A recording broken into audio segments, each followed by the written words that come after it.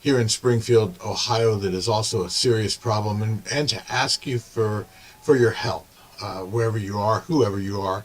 I'd like to ask you to please consider helping with the homelessness crisis in Springfield, Ohio. A lot of folks may not even be aware that there is such a crisis and that it's been growing. But really, ever since this COVID issue came into our lives here earlier this year, we had a number of homeless people in the city, and that number has grown dramatically. In fact, the city of Springfield has recently declared homelessness to be a public health crisis, actually, and for good reason.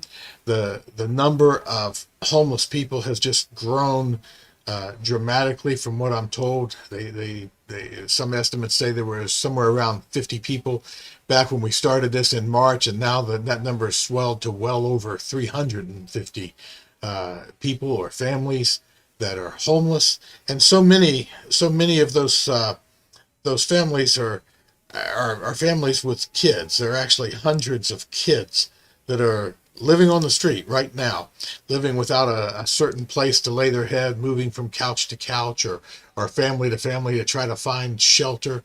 And even though there are a lot of people working on this, there are a lot of good people that are working very hard to try to do something about this. They're trying to put folks up in hotels and motels to cover some of the overflow. They're trying to find resources. There are a lot of people in the city government, the county government, and other agencies that are trying to do something. But even with all that's going on, there are still hundreds of people on the street. And so I'd like to talk to you about a couple of possibilities and point out a couple of possible solutions that I've seen. And I do want to just really commend all of the people in the city and other agencies that have been trying to help. There are a lot of good people, and there are a lot of resources that are being spent. Millions of dollars have been contributed or committed from the government to pay for hotel and motel rooms, and to try to get people off the street. And that's certainly a better option than people living on the street. I don't think it's a good option, and I'll tell you why in a second, but it's certainly better than someone living in the cold or sleeping under a bridge, especially with the winter weather coming on. But we don't think that the hotel option is the best, and we do think that there need to be more shelters available to folks, and we might even have some ideas to help with that. So one of the reasons we don't think hotels are a good solution, and that's where most of the money is going right now. We had maybe 50 families on the streets back in April or March, and as that has swollen to hundreds. Part of the reason that number is so high now is not only have the number of people needing services increased, but our local homeless center has closed due to the COVID thing. They've been closed since sometime in the spring. So not only has the number of people needing help increased dramatically, but the amount of help available, the amount of space available to help has decreased also a lot. And that really is kind of tragic.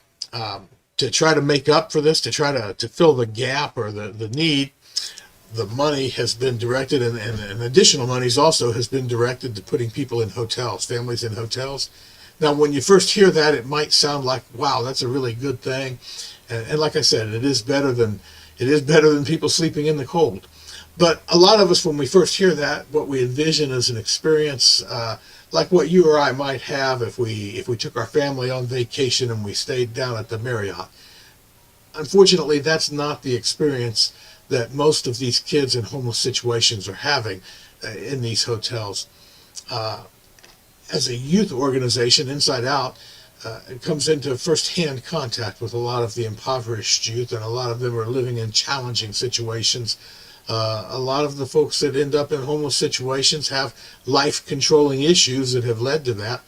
And when they're given a free pass at a hotel to take their kids and drop them off at, we have heard of kids being left days at a time in seedy hotels like and I don't mean to put down any of the hotels, but if you're familiar with Springfield, the Red Roof Inn and the Executive Inn and places like that are not good places to leave unsupervised children for days at a time. And we've actually heard of kids that have been left for days at a time, 10-year-olds, 11-year-olds, 12-year-olds, days at a time in these hotels while their parents might be partying in other cities, even in Dayton or Columbus. And I heard of one boy that slept in the hallway at the Red Roof Inn one night because he didn't know where his mom was or when she was coming back. He couldn't get a hold of her and couldn't get into the hotel room.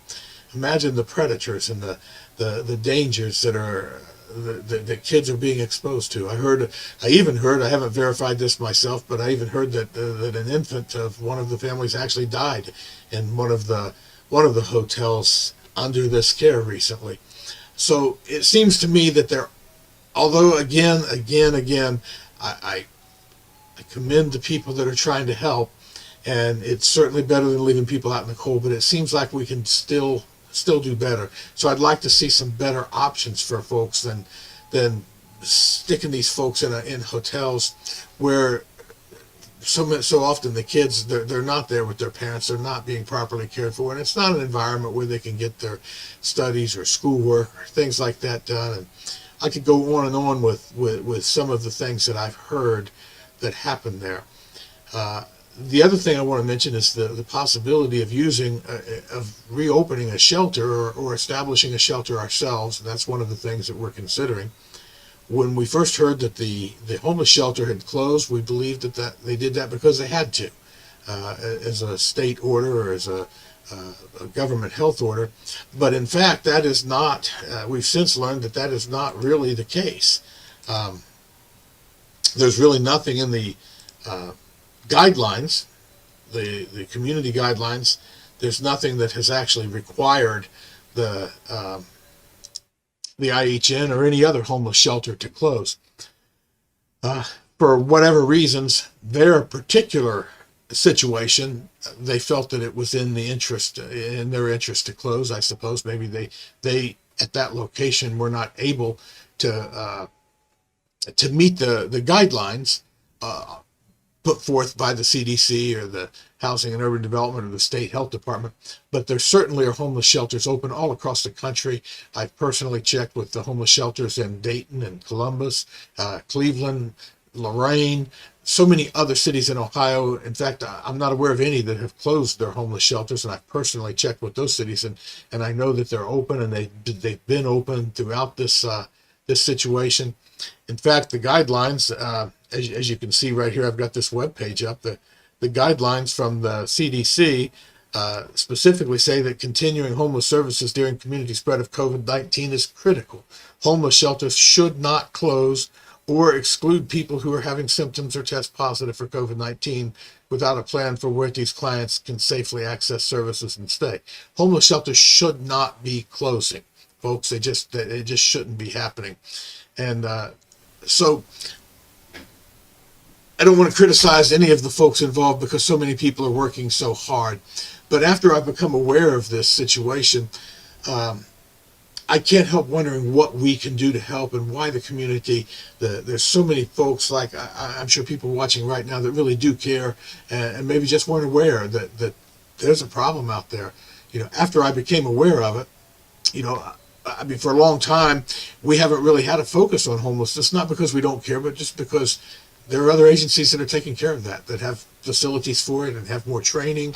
And so we were under the impression that the need's being met. But now that we know that it's not, a couple of weeks ago, I had a conversation with some community leaders about this. And later that day, I went out to dinner with my wife.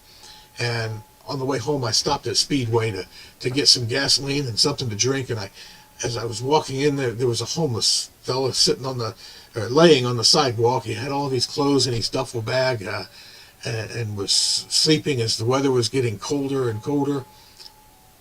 And I couldn't help thinking about the thousands of square feet of empty space that we have at our church facility that is empty and warm and would have to be a much, much better sleeping arrangement than that cold sidewalk, and much safer. And I couldn't help but think about the thousands of pounds of food that we have in our freezers, literally thousands of pounds that is there for the purpose of helping families in need and serving free meals to kids and their families in the community. And how would I explain to Jesus, walking past so many people in need while we have so much resources available to help? And to be honest with you, I lost sleep that night.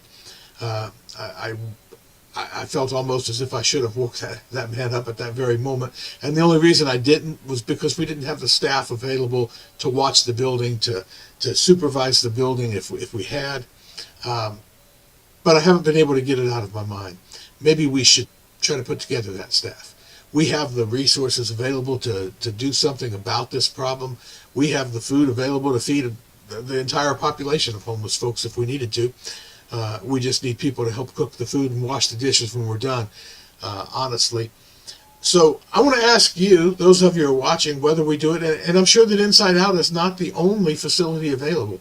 A lot of facilities, I think, probably haven't been made available because they didn't know that it was legal. And it's absolutely legal. They're doing it in all of the other communities in Ohio. It's absolutely paramount to even to helping with COVID. Putting people out of shelters on the street is not helping them stop the spread of COVID. It actually encourages it, in my opinion.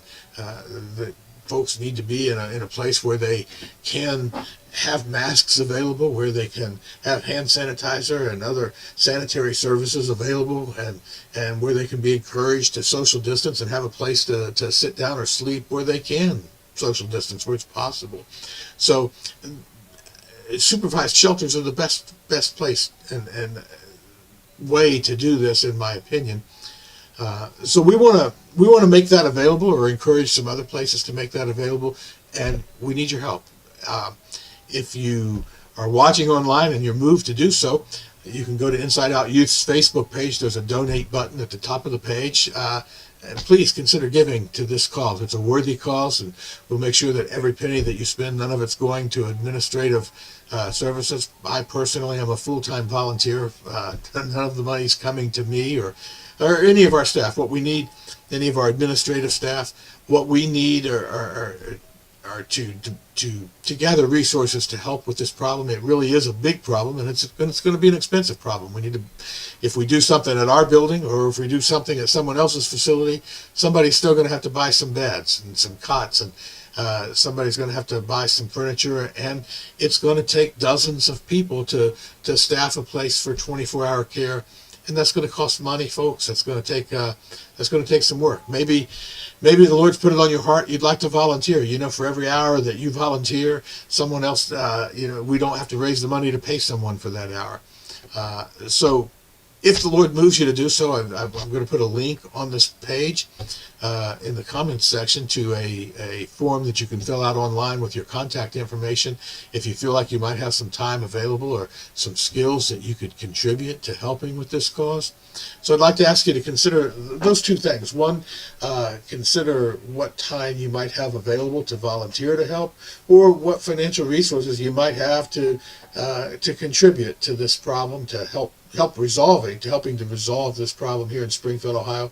I'm absolutely certain that if we put our heads together and our hands together and open our hearts, that we can completely alleviate this problem.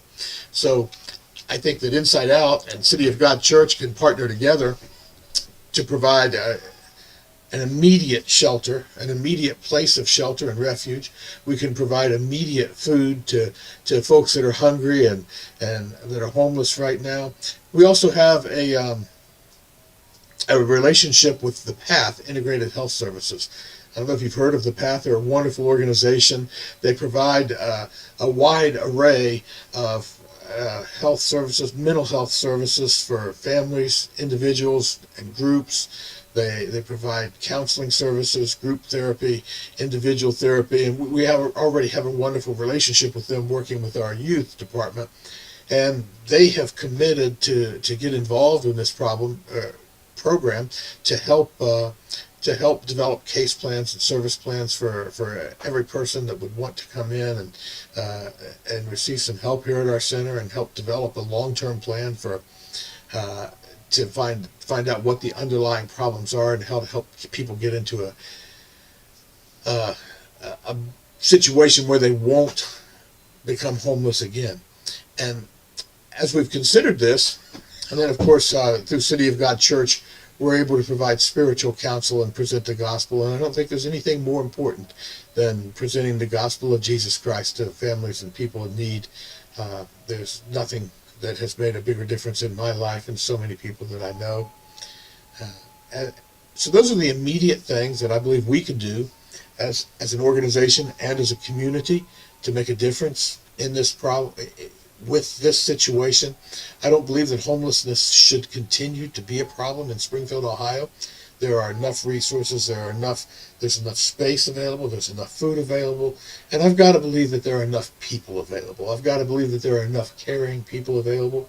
This has also caused us to envision a long-term plan. We're capable of establishing an emergency response right now to this problem, but as I've looked at this problem overall, I think we can also provide some long-term solutions. We have classroom space available, and there are people available that have some skills and giftings, life coaching giftings. So we could help folks with job training, job readiness, preparedness. We could help people. We envision establishing some classrooms to provide GED classes and education.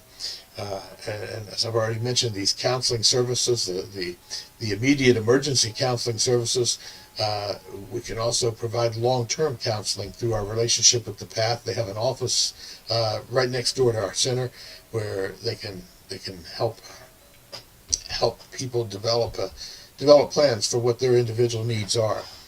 And Inside Out also has a housing program. A lot of folks don't realize this, but we've long been in the one of our missions has been to help people, low and moderate income families, have decent, safe, and affordable housing. And so we're already in a position to help folks in this program transition into long-term housing, both rental housing and hopefully some of these folks will become homeowners as they go on.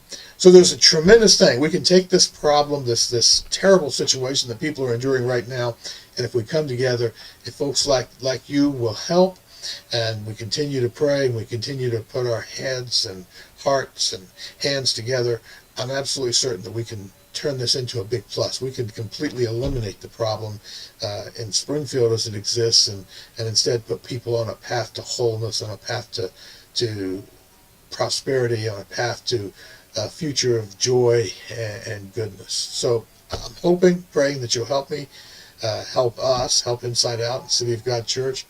Please leave your comments below. Please consider giving. Use the donate button, like I said, on Inside Out's either webpage or on Inside Out's Facebook page. Is probably the easiest way to do it, just here on this live feed.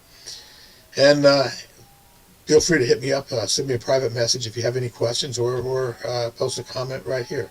So thanks for listening. I know it's been a little long, but I really appreciate your time. God bless you.